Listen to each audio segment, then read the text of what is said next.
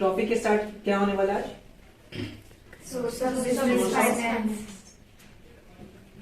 Business finance.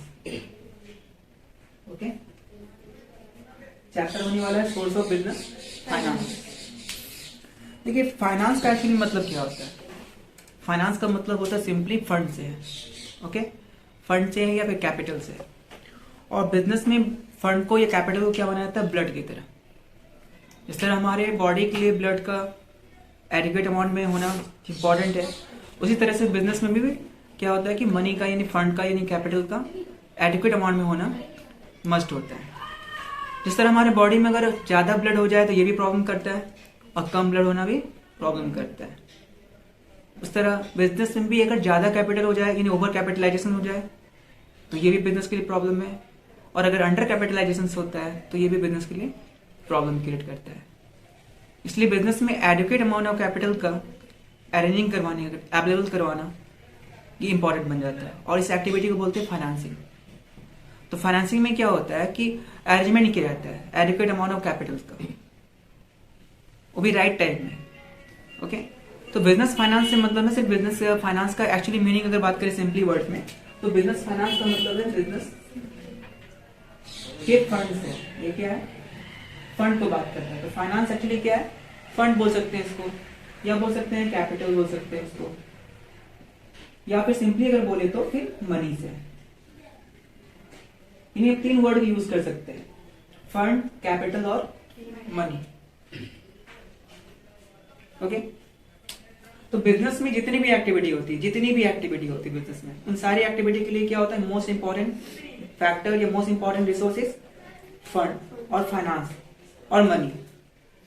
Okay, और money के बिना यानी फंड के बिना या फाइनेंस के बिना किसी भी एक्टिविटी को परफॉर्म कर पाना इम्पॉसिबल हो जाता है बिजनेस में। तो इसका राइट टाइमिंग में यानी इस फंड को या इस कैपिटल या इस मनी को अगर बात करें तो राइट टाइम में इसको राइट अमाउंट में अवेलेबल होना चाहिए। तो ये फंड या ये कैपिटल या फिर ये मनी का राइट टाइम में और साथ ही साथ राइट क्वांटिटी में यानी राइट टाइम में राइट अमाउंट का मतलब जैसे 5,000, 5 लाख, 5 करोड़, ये हो गया राइट अमाउंट अगर आप डिसाइड करते हैं अपने बिजनेस के लिए। ओके, मनी से मनी होता है ना, बट कितना मनी, तो वो बताएगा राइट अमाउंट। राइट अमाउंट से मतलब एडुकेट अमाउंट, जितना होना चाहिए बिजनेस को कंडक्ट करने के लिए। तो वो राइट अमाउंट राइट टाइम में मिलना जरूरी हो जाता है, अवेलेबल होना जरूरी हो जाता है, और राइट कॉस्ट में। साथ साथ क्या बोला गया? राइट कॉस्ट में।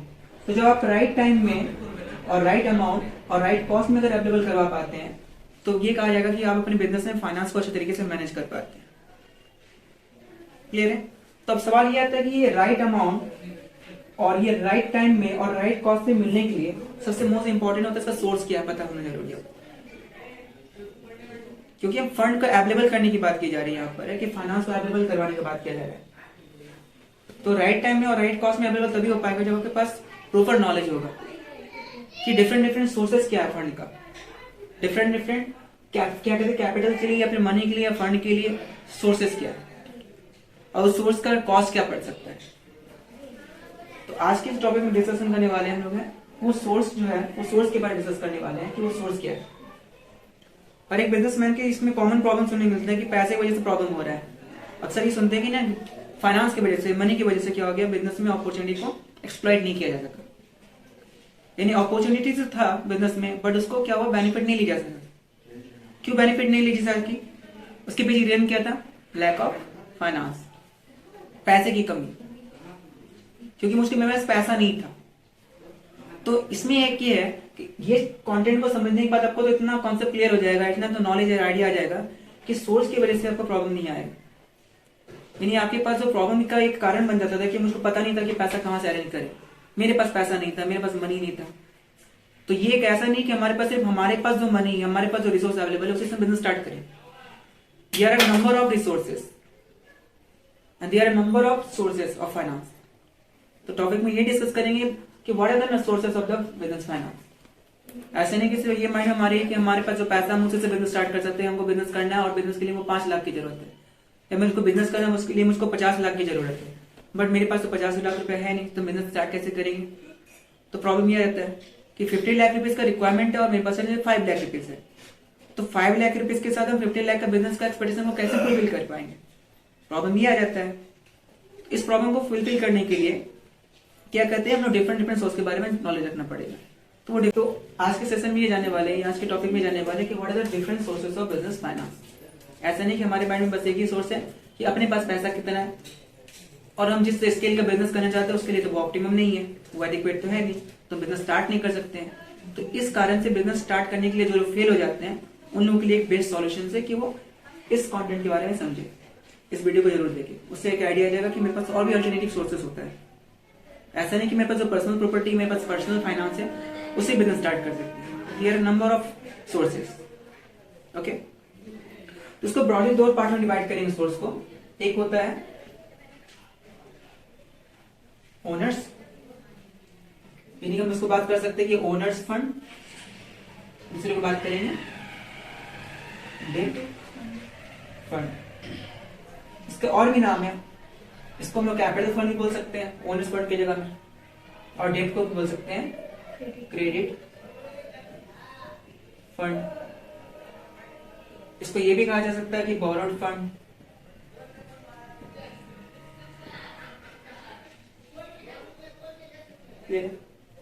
इसको क्या कहते हैं, ओनर्स फंड, ओनर्स इक्विटी। अगर दूसरे टर्म अगर बात करें इसको क्या बोल सकते हैं हम लोग, ओनर्स इक्विटी।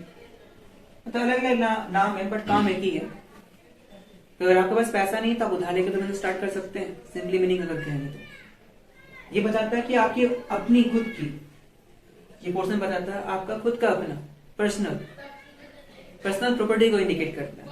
और ये बात करता है दूसरा डेट को, यानी कि उधारी को, बोरिंग को। तो ब्रॉडली बात करें तो 2 तरह का फंड होता है। एक फंड होता है ओनर्स फंड और दूसरा होता है डेट फंड। ओनर्स फंड बताता है कि बिजनेस में इसको इंप्लीमेंट करने के बाद, इन्वेस्ट करने के बाद आप बिजनेस के ओनर बन जाए, यानी अपना बिजनेस में पैसा लगाओ और खुद उस बिजनेस के ओनर बन जाओ। दूसरा ऑप्शन ये आता है कि आप बिजनेस के लिए फंड की रिक्वायरमेंट है, उसको कलेक्ट कीजिए और उसके बदले आप इंटरेस्ट पेमेंट कीजिए पार्टी को। 2 होते हैं। अब अलग अलग बिजनेस फॉर्म के लिए अलग अलग तरह का सोर्स भी अवेलेबल होता है, बट ब्रॉडली को अगर बात क्लासीफाई किया जाए तो एक होता है ओनर्स फंड, दूसरा होता है डेट फंड। ये इसके अलावा हम लोग अगर बात करें, अगर एक जनरल थीम अगर दिया जाए इसके बारे में, तो हम अपने पर्सनल प्रॉपर्टी को लगा के बिजनेस स्टार्ट कर सकते हैं। हम अपने फ्रेंड से, अपने रिलेटिव से भी क्या कर सकते हैं, फंड कलेक्शन कर सकते हैं अपने बिजनेस करने के लिए। हम बैंक से, फाइनेंशियल इंस्टीट्यूशन से भी फंड का अरेंजमेंट करवा सकते हैं। हम क्राउड फंडिंग भी करवा सकते हैं। हम गवर्नमेंट से क्या कहते हैं, गवर्नमेंट ग्रांट्स को भी ले सकते हैं। क्लियर है? हम पब्लिक से भी क्या कर सकते हैं, डिपॉजिट ले सकते हैं। हम इंटरनेशनल बॉडी से भी फंड अरेंज कर सकते हैं। इसके अलावा कई तरह के सोर्सेस होते हैं फंड अवेलेबल करवाने के, बट ऐसा होता है कि हम लोग बस नॉलेज नहीं होती है सोर्सेस के बारे में, और हम लोग क्या कहते हैं कि हम लोग लगता है हमारे पास फंड है नहीं, दैट मीन्स हम लोग पर्सनल प्रॉपर्टी पे फोकस करते हैं, और पर्सनल प्रॉपर्टी की नहीं होने की वजह से हम बिजनेस स्टार्ट नहीं कर पाते। हम भूल जाते हैं कि हमारे पास और एक ऑप्शन है कि हम पार्टनरशिप फॉर्म में भी स्टार्ट कर सकते हैं बिजनेस। इससे फंड क्या हो जाता है, मेरा लार्ज हो जाता है, मोर फंड अवेलेबल हो जाता है।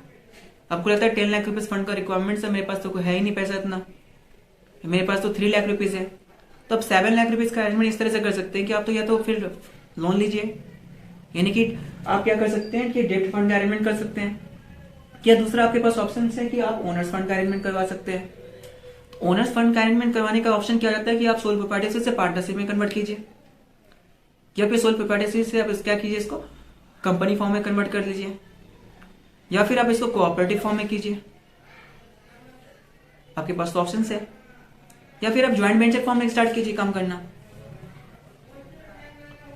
तो ऐसा ना हो कि बस हमारे पास पैसा नहीं है, आपको जो बिजनेस के जो फॉर्म है, यानी अगर बात कर सकते हैं business organisation, the form of business organisation, ये स्ट्रक्चर ऑफ बिजनेस ऑर्गेनाइजेशन, ये भी आपको आइडिया दे रहा है, नॉलेज दे रहा है कि हम किस तरीके से फंड को अवेलेबल करवा सकते हैं, अरेंज किस तरह से कर सकते हैं। हम अकेले फंड का अरेंजमेंट नहीं करवा सकते, लिमिटेशन है हमारे, बट पार्टनरशिप में होने से क्या होता है कि फंड क्या हो जाता है, ह्यूज फंड आ जाता है। लेकिन इसमें क्या होता है कि ओनरशिप पर डिस्ट्रीब्यूशन होता है, रिस्क शेयरिंग भी लेकिन हो जाता है, प्रॉफिट का डिस्ट्रीब्यूशन हो जाता है फिर, बट लॉस बेयरिंग शेयरिंग भी हो जाता है। तो आप पार्टनरशिप में कन्वर्ट कर सकते हैं, आप कंपनी फॉर्म में कन्वर्ट कर सकते हैं, आप कोऑपरेटिव फॉर्म में कन्वर्ट कर सकते हैं। तो हो गया ना फंड का अरेंजमेंट, सिंपल सॉल्यूशन है। या तो सोल प्रोप्राइटरशिप से इसको पार्टनरशिप में कन्वर्ट किया जाए, या कंपनी प्राइवेट कंपनी या पब्लिक कंपनी में कन्वर्ट कर सकते हैं, आप इसको कॉर्पोरेट सोसाइटी में कन्वर्ट कर सकते हैं और आपके पास फंड अवेलेबल हो जाएगा। अगर आपने पार्टनरशिप में कन्वर्ट कर लिया, आप अकेले बिजनेस कर रहे थे और आपको लगता है कि नहीं इतना अकेले बिजनेस चला रहे हैं और मेरे को जितना फंड चाहिए, हम उधार लेना नहीं चाहते हैं, लेकिन मेरे पास पर्सनल प्रॉपर्टी भी नहीं है, तो फिर आपके पास ऑप्शन है कि आप उसको पार्टनरशिप में कन्वर्ट कर सकते हैं। और जैसे ही पार्टनरशिप में कन्वर्ट करेंगे क्या होगा, आपके पास 50 मेंबर्स, आपके पास ऑप्शन है कि 50 मैक्सिमम 50 मेंबर्स, यानी कि फंड की जो कमी हो रही थी वो 50 मेंबर्स यानी कि 49 मेंबर्स आपको इंक्लूड करें तो 50 मेंबर्स हो गए, तो 49 मेंबर्स से आप क्या कर सकते हैं, फंड का सिलेक्शन कर सकते हैं और आपके पास ह्यूज कैपिटल होगा। इसके बावजूद भी अगर आपको लगता है कि मेरे पास फंड का तो क्या कहते हैं कमी पड़ जा रहा है, फंड की कमी हो जा रही है मेरे पास, तो आपके पास ऑप्शन है, आप कोऑपरेटिव फॉर्म भी स्टैब्लिश कर सकते हैं, आप कंपनी फॉर्म में भी जा सकते हैं। अगर आपके 50 मेंबर्स होने के बावजूद भी अगर आपको लगता है कि फंड आपके पास इतना इनफ नहीं है और आप ओनरशिप का ही फंड यानी ओनर्स फंड का ही कलेक्शन करना चाहते हैं, तो आपके पास फिर दूसरा ऑप्शन क्या होता है, कंपनी फॉर्म, और कंपनी में पब्लिक कंपनी। इसमें आप अनलिमिटेड मेंबर्स बना सकते हैं और आपको ओनर्स फंड अवेलेबल हो जाएगा। लेकिन अगर अनलिमिटेड मेंबर्स क्रिएट नहीं करना चाहते हैं सर 50 से ज्यादा मेंबर चाहते हैं बट अनलिमिटेड नहीं चाहते, तो आपके पास प्राइवेट कंपनी ऑप्शन है। आप प्राइवेट कंपनी जहां स्टार्ट करते तो आपके पास मिनिमम 2% चाहिए और maximum 200 as per company act 2013। तो 200 मेंबर्स तो हो सकता है ना, तो 200 मेंबर्स से अगर आपको मिल जाएगा पैसा तो फंड तो यूज हो जाएगा ना फिर। और अगर ये फिर भी लिमिटेशन आ रहा है फंड का कि लिमिटेड फंड और आपको फंड रेज करना है बट आपको ओनरशिप फंड चाहिए, आपको डेट फंड नहीं चाहिए, then you have to convert your private company to the public company. और पब्लिक कंपनी में कन्वर्ट करने के बाद भी अगर आप शेयर इशू करने के बाद भी पब्लिक से उसका फंड रेज करने में लिमिटेशन आ जा रहा है, मतलब कि लिमिटेड फंड आ पा रहा है, तो आपके पास फिर एक ऑप्शन आ जाता है क्रॉस बॉर्डर। आप एडीआर जेडीआर के थ्रू से भी कलेक्शन कर सकते हैं,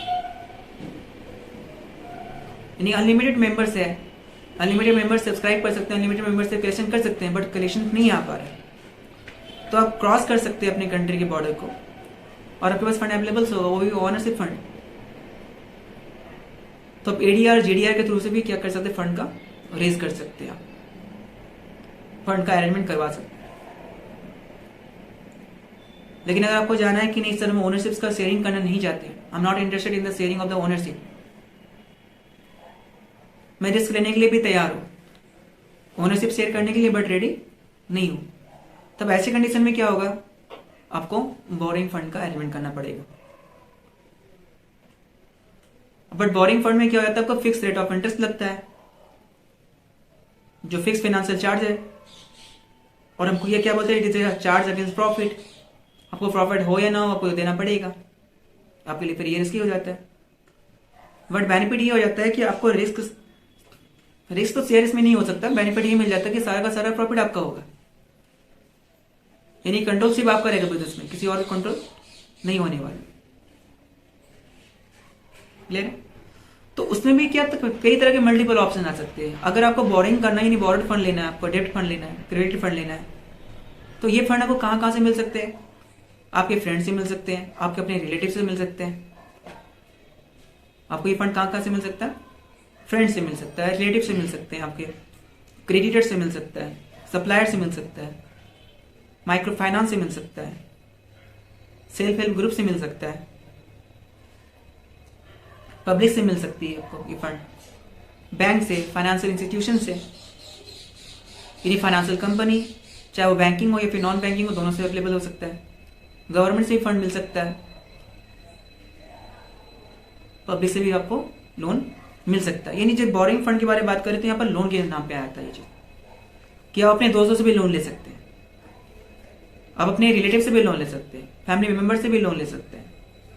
आपको ऐसा मिलेगा आगे चल के जब प्रोसीड करेंगे, जब पार्टनरशिप अकाउंटिंग में, ओके, या फिर सोल प्रोप्राइटरशिप में वाइफ्स लोन। इसका मतलब क्या बात कर रहा है कि वाइफ से उसने लोन लिया है, अभी तक आया है क्या, नहीं आया, आएगा जरूर। वाइफ्स लोन मतलब क्या हो रहा है कि वाइफ से लोन लिया, कलेक्शन किया गया, फंड का अरेंजमेंट किया गया, लोन फ्रॉम बैंक, इसका मतलब किससे लिया गया? बैंक से लोन लिया गया। पैसा आया ना, मनी आया ना, फंड आया ना, कहां से? बैंक से। बैंक कौन है? उसका लेंडर है। तो जो मेन दो सोर्सेस होते हैं फंड कलेक्शन करने के, वो क्या होते हैं? एक होता है ओनर्स फंड और दूसरा होता है डिप्ट फंड। यानी कि इस रास्ते से अगर फंड कलेक्शन करेंगे तो जो भी फंड देगा वो कौन बन जाएगा? बिजनेस का ओनर बनेगा। और इस रास्ते से अगर कोई फंड अवेलेबल करवाता है बिजनेस के अंदर में, तो वो बिजनेस के कौन बन जाएंगे? फिर लेंडर। क्या बनेंगे वो?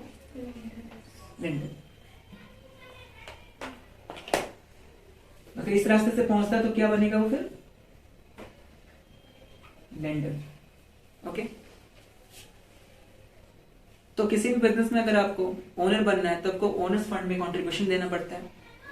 अगर आप ओनर में इंटरेस्टेड नहीं है बनने में, उसके प्रॉफिट में इंटरेस्ट नहीं रखते हैं, आप फिक्स रेट ऑफ इंटरेस्ट में इंटरेस्ट रखते हैं, तो आपको क्या करना पड़ेगा? आप लेंडिंग कीजिए, उसको बोरोड फंड दीजिए। अगर आप खुद बिजनेस स्टार्ट करना चाहते हैं और बिजनेस में क्या आपको फंड रेज करना है, फंड का अरेंजमेंट करना है, तो फिर क्या कर सकते हैं? आपके पास दो ऑप्शन है ब्रॉडली, ओनर्स फंड का कलेक्शन कर सकते हो और डिप्ट फंड का।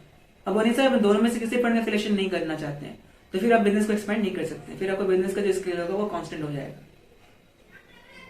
लेकिन ये भी हो सकता है कि आपको जो लेवल है वो भी डाउन हो सकता है धीरे धीरे, बिकॉज एट ए टाइम कभी इस टाइम एक टाइम ऐसा भी आ सकता है जहां पर आपको फंड का रिक्वायरमेंट होगा।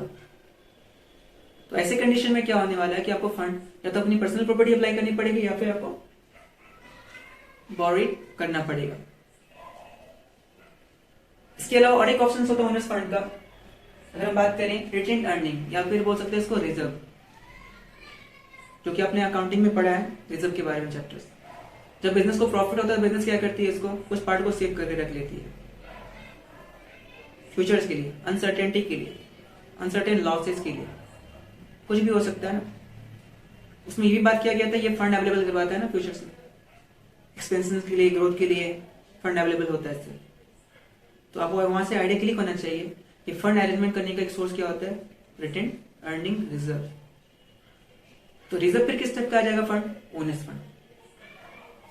रिजर्व कैसा आ जाएगा? फिर ओनर्स फंड आ जाएगा। तो हम लोग को रिजर्व यानी कि जब हमारा किसी ईयर में प्रॉफिट अच्छा खासा होता है तो हम लोग को कुछ पार्ट क्या करना चाहिए? इसको साइड करके रख देना चाहिए। वो पार्ट क्या करेगा? आपको फिर सेव करेगा। तो प्रॉपर्टी का कुछ पार्ट इसलिए सेव करना आपको है ताकि वो फ्यूचर में आपको सेव कर सके। कॉम्पिटिशन लार्ज हो रहा है बहुत ज्यादा स्किल पे, कॉम्पिटिशन ग्रो हो रहा है पूरा फुल्ली। अब ऐसे कंडीशन में जब कॉम्पिटिशन बहुत रैपिडली ग्रो कर रहा है और आपको अपना बिजनेस को एक्सपेंड करना है, बिजनेस में इन्वेस्ट करना है, एडवर्टाइजमेंट खर्च करना है, अचानक वो फंड का रिक्वायरमेंट आएगा तो फंड कलेक्शन करने में अदर सोर्स में वो टाइम लगेगा, लेकिन आपके पास जो रखा हुआ उसमें टाइम लगेगा नहीं। अगर आपने बैंक में डिपॉजिट करके रख दिया है कुछ पैसा, एफडी करवा के रखा या फिर सेविंग डिपॉजिट में रखा, साइड में कहते हैं कि इसको यूज करना नहीं, इसको साइड में रख दो, ठीक है। तो उसको कलेक्शन, उसको निकालने में, उसको यूज करने में टाइम कम लगने वाला है या फिर उधार लेने में टाइम ज्यादा लगने वाला है? किसमें टाइम कम लगेगा? उधार कलेक्शन करने में टाइम कम लगने वाला है या फिर आपका जो फंड रिजर्व बना करके थे उसको यूज करने में समय कम लगेगा? ऑब्वियस सी बात है, जो रिजर्व उसको यूज करने में समय कम लगेगा, इसका मतलब राइट टाइम आपको पैसा तो अवेलेबल हो जाएगा ना। अब आपको रिक्वायरमेंट है, मान लीजिए 2 दिन में रिक्वायरमेंट है ताकि सीजन आने वाला, सीजन में आपको यूटिलाइज करेंगे और उसको प्रॉफिट अर्निंग करना चाहते हैं। अगर आपको सोर्स का आइडिया नहीं है तो पता लगाते लगाते क्या हो गया, 5 दिन चला गया, अपॉर्चुनिटी मिस हो गया आपके पास। तो सोर्स की वजह से, मतलब कि lack of source of knowledge ये बोल सकते हैं, क्योंकि हमारे पास नॉलेज की कमी है, मुझको सोर्स का आइडिया नहीं है। तो ये सब आइडिया, ये सिंपल सा बात है कि ये सेशन के बाद आपको ये नहीं होगा मिसिंग होने वाला है कि मेरे पास नॉलेज नहीं था इस बारे में, कि आपसे मिस्टेक इस बात के कारण नहीं होना चाहिए कि मुझको पता नहीं था, इस वजह से मिस्टेक नहीं होने वाला। तो ये जो ओवरऑल थिंग दिया गया आपको है कि फंड कलेक्शन करने का, आप चाहे तो अपना खुद से अपने पर्सनल प्रॉपर्टी अप्लाई कर सकते हैं, आप चाहे तो बोरिंग कर सकते हैं, ठीक है। आप बोरो करने के लिए अपने फ्रेंड से भी बोरो कर सकते हैं, अपने रिलेटिव से बोरिंग कर सकते हैं, फाइनेंशियल इंस्टीट्यूशन से बोरो कर सकते हैं, मनी लेंडर से बोरो कर सकते हैं, मर्चेंट से बोरो कर सकते हैं, फाइनेंशियल इंस्टीट्यूशन से कर सकते हैं, सेल्फ हेल्प ग्रुप से कर सकते हैं, एनईटीसी। अगर आपको ओनर्स फंड कलेक्शन करना है तो आप पार्टनरशिप में कन्वर्ट कर सकते हैं, आप कोऑपरेटिव सोसाइटी में कन्वर्ट कर सकते हैं, आप प्राइवेट कंपनी में कन्वर्ट कर सकते हैं, आप पब्लिक कंपनी में फॉर्म करके अपने ओनर्स फंड को कलेक्शन कर सकते हैं। इसके अलावा रिटर्न अर्निंग का यूज कर सकते हैं, या रिजर्व का यूज कर सकते हैं, या सरप्लस का यूज कर सकते हैं। ये एक्चुअली ओवरऑल होता है। अब डिफरेंट अब मैंने बात की है बैंक से, फाइनेंशियल इंस्टीट्यूशन से, and there are number of banks and there are number of financial institution. अब बात है कि राइट कॉस्ट में कैसे अवेलेबल किया जाए, तो आपको हर एक का कॉस्ट पता होना चाहिए कि अगर हम बैंक से लेंगे तो पीएनबी से लेंगे तो कितना पड़ेगा इंटरेस्ट, अगर मनी लेंडर से लेंगे, मर्चेंट से लेंगे तो कितना पड़ेगा इंटरेस्ट, कितना टाइम में लगेगा, क्या कॉस्ट पड़ेगा। अपने बैंक से आपको तो माइंड में आएगा बैंक से लोन लेना है, अपने बैंक से जाके सपोज 15% की रेट पर अपने इंटरेस्ट रेट पे बैंक से लोन ले लिया। आपके फ्रेंड आपको लोन दे सक रहे थे, आपको आप अपने फ्रेंड को बोलते कि फ्रेंड मुझको जरूरत है 5 लाख रुपीज का, हम आपको 2 महीने में रिफंड कर देंगे, और आपसे वो इंटरेस्ट 0% आपको मिल जाता वहां से। तो आप बेवजह